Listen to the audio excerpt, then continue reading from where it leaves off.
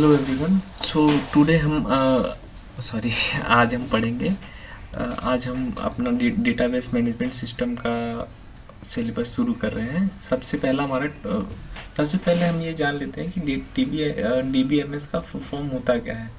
Basically DBMS का full form होता है डेटाबेस मैनेजमेंट सिस्टम। डेटा को कैसे हम मैनेज करेंगे, यूज़र के डेटा को कैसे हम मैनेज करेंगे कि वो आसानी से, या कैसे हम उसको स्टोर करेंगे कि वो आसानी से उसका backup, recovery, high high high availability रहे। बेसिकली ये सारी चीज़ों को ध्यान में रखते हैं हम, ठीक है, डीबीएमएस में। ओके, तो आज हम पढ़ेंगे कुछ डेटा मॉडल्स के बारे में। डेटा मॉडल्स बेसिकली क्या है? डेटा मॉडल्स बताता है कि डेटा बेसिकली कैसे रिप्रेजेंट होगा। ठीक है, डेटा को हम रिप्रेजेंट कैसे करेंगे, डेटा मॉडल बेसिकली बताता ये है। ठीक, जैसे अब हम ये बुर्ज खलीफा का एक वो है, तो ये भले ही रियल बुर्ज खलीफा नहीं है, लेकिन इससे हमें एक आइडिया मिल जा रहा है कि बुर्ज खलीफा आखिर होगा कैसा। उसी तरीके से डेटा मॉडल्स हमें यही आइडिया देते हैं कि बेसिकली डेटा स्टोर कैसे होगा। ठीक है, ठीक, तो कुछ इंपॉर्टेंट पॉइंट्स देख लें। जैसे the concept of data modelling started becoming important in the 1960s as management information system become popular. The first two are the hierarchical data model and the network. This is very important. सबसे पहले दो जो है जो data models थे वो hierarchical data model और network data model थे, जो 1960s में आए थे। The first true commercial database system came available in 1964 was called the data integrated data store and was developed by Charles Beckman। ठीक है, तो बेसिकली 1964 में सबसे पहला जो कमर्शियल डेटाबेस, ये बहुत ही इम्पोर्टेंट है, ये आ सकता है किसी भी कम्पिटिटिव एग्जाम्स में भी पूछे जाते हैं डीबीएमएस, तो बहुत ही इम्पोर्टेंट है ये कि सबसे पहला जो कमर्शियल डेटाबेस सिस्टम था वो 1964 में बना और उसका नाम था इंटीग्रेटेड डेटा स्टोर, और उसे बनाया था, डेवलप किया था चार्ल्स बैकमैन ने विद द हेल्प, या हम बोल सकते हैं with the association of general electric based upon network model पे एक उन्होंने डेटाबेस तैयार किया था जिसका नाम इंटीग्रेटेड डेटा स्टोर था। वहीं पे आईबीएम जो है वो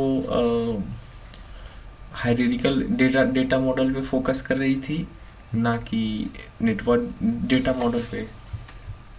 ठीक है, और 1970 Edgar F Codd suggested that all data within a database could be displayed as a table using columns and row which would be called relation। तो basically DBMS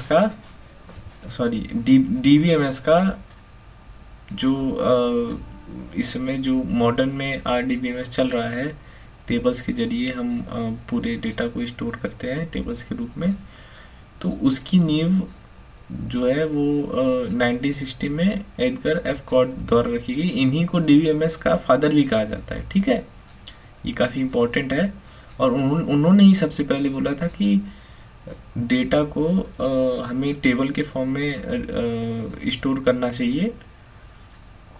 as here mentioned कि all the data within a database could be displayed as table using columns and rows। ठीक है, इसमें columns attributes रहेंगे, वो तो tuples रहेंगे, वो अलग बात हो गई, वो आगे हम पढ़ेंगे, लेकिन ये बहुत इंपॉर्टेंट है कि उन्होंने, और this idea led to much higher productivity, it was faster, more efficient and prompted IBM to create. और इसी आइडिया ही आगे चल के जिसका यूज़ करके आईबीएम ने एसक्यूएल बनाया। ठीक है, तो अब हम देखते हैं हायरार्किकल डेटा मॉडल क्या। Hierarchical data model basically tree की तरह स्ट्रक्चर होता है। ओके, ट्री में जैसे एक सबसे ऊपर जैसे हम बोल सकते हैं कि सबसे ऊपर रूट नोड होता है, उसके बाद उसके 2 चाइल्ड होते हैं, उसके बाद उनके चाइल्ड होते हैं, ऐसे होता है। ठीक है, वैसा ही same to same hierarchical database model है। बस इसमें कमी ये थी कि सॉरी बस इसमें कमी ये थी कि एक पेरेंट रिकॉर्ड मल्टीपल चाइल्ड्स एक पेरेंट रिकॉर्ड के मल्टीपल चाइल्ड्स हो सकते हैं, लेकिन एक जो चाइल्ड रिकॉर्ड रहेगा उसके मल्टीपल पेरेंट्स नहीं हो सकते। ठीक है, और हाँ, एक जो रिकॉर्ड रहता है उसमें एक फील्ड जो रहता है जिसको चाइल्ड रिकॉर्ड भी बोलते हैं, उसमें केवल एक ही डेटा स्टोर किया जा सकता था। ठीक है, तो हम यहाँ पढ़ते हैं in this model the data are organize into a tree like as I mention कि इसका स्ट्रक्चर ट्री की तरह होता है। The data are stored as records which are connected to each other through links. ठीक है, जो लिंक्स की तरह जैसे ट्री में होता है, पेरेंट के बाद उसके लिंक से होते हैं ना, वैसे a record is collection of fields with each field containing only one, पता है ना मैंने, एक ही वैल्यू कंटेन करेगा। ठीक है, it mandates that each child record has only one parent whereas each parent record can have one or more child record. Okay, मैंने बताया ना, हर एक चाइल्ड रिकॉर्ड का सिर्फ एक ही पेरेंट रिकॉर्ड होगा, लेकिन एक पेरेंट रिकॉर्ड के मल्टीपल चाइल्ड रिकॉर्ड हो सकते हैं। ठीक, in order to retrieve data from hierarchical, yes मैं ये पॉइंट भूल गया था, हमें अगर किसी हायरार्किकल डेटाबेस से हमें अगर किसी डेटा को रिट्रीव करना है तो हमें पूरा का पूरा डेटाबेस जो ट्री होगा, जो ट्री लाइक स्ट्रक्चर होगा डेटाबेस का, तो उसे पूरा ट्रेवर्स करना होगा, जो कि काफ़ी कॉम्प्लेक्स हो जाएगा। This model is recognised as the first database model created by IBM. This is very very important.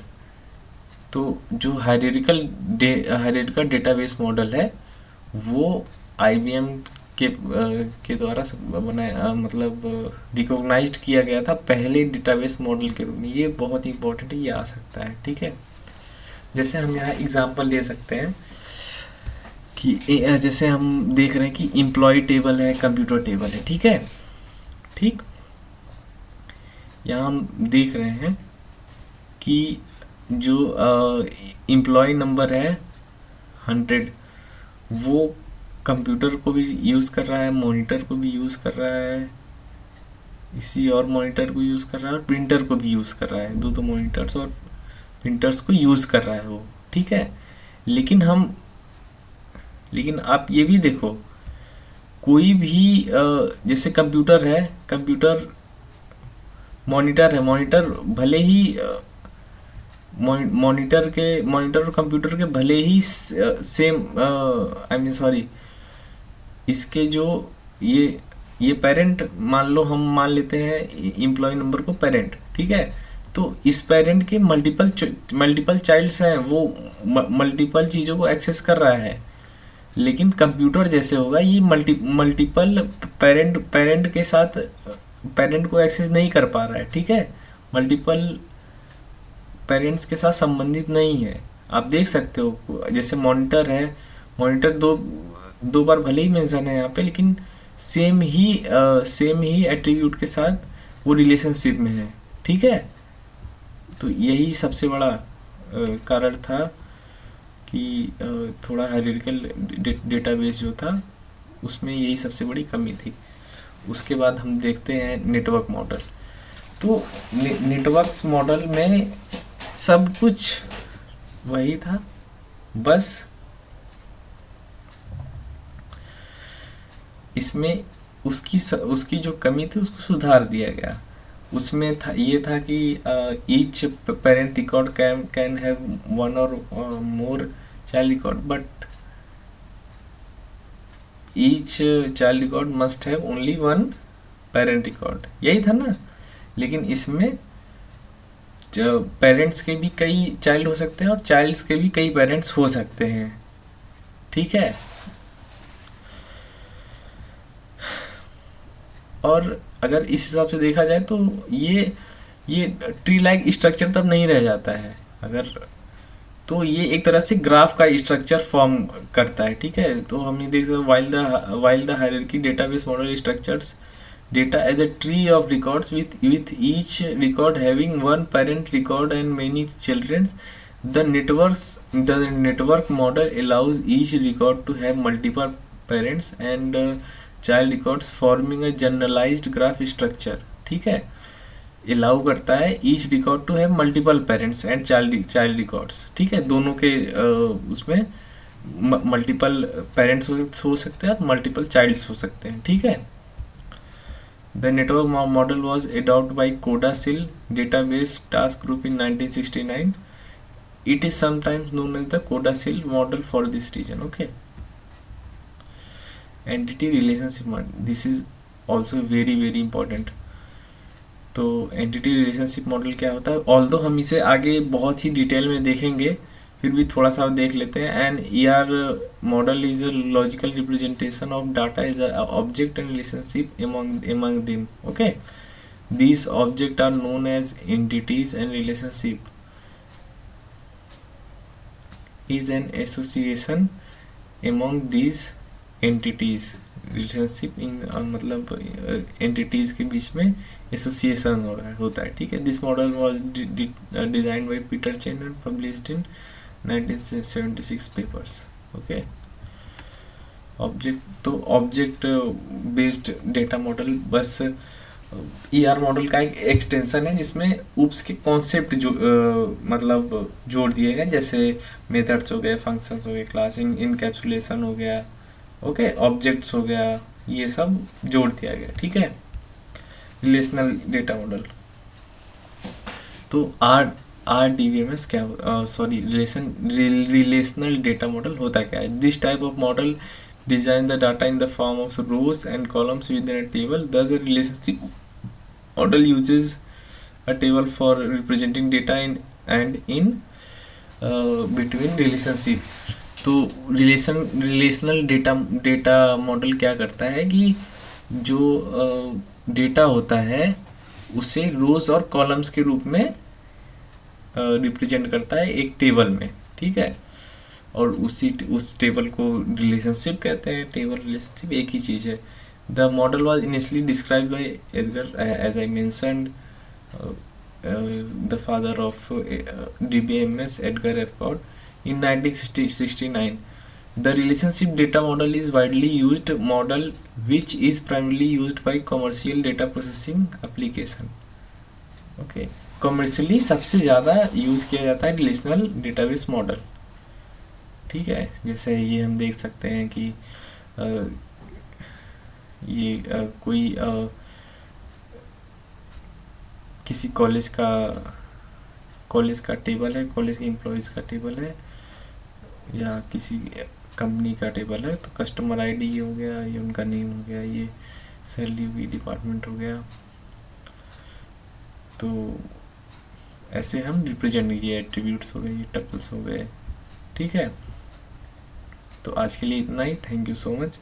अगर वीडियो पसंद आए तो एक लाइक का बटन दे दीजिएगा, सॉरी लाइक का बटन नहीं, एक थम्स अप दे दीजिएगा। Thank you so much, bye bye and good night, take care. Okay, thank you so much.